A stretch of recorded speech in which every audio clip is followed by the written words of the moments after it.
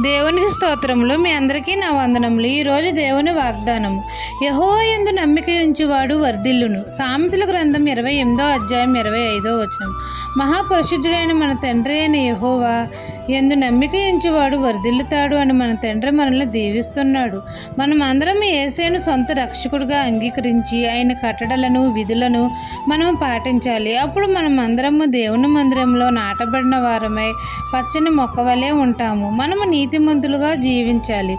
దేవుని యందు నమ్మిక ఉంచాలి. అప్పుడు తండ్రి మనల్ని వర్ధిల్ల చేస్తాడు. యెహోవా మందిర ఆవరణంలో మనకి ఎన్నెన్నో మేలు కలుగుతాయి.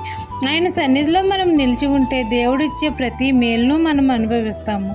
దేవుని సన్నిధిలో నిలిచి ఎల్లప్పుడూ నీతిమంతులమై మొవ్వ వేస్తూ వర్ధిల్లుతాము. యెహోవా యందు నమ్మిక ఉంచువాడు వర్ధిల్లుతాడు. ఈ దిన వాగ్దానం మీ నా జీవితంలో నెరవేరాలని కోరుకుంటూ దేవుని సువార్త పరిచర్యలో మీ సహోదరి. ఆమెన్.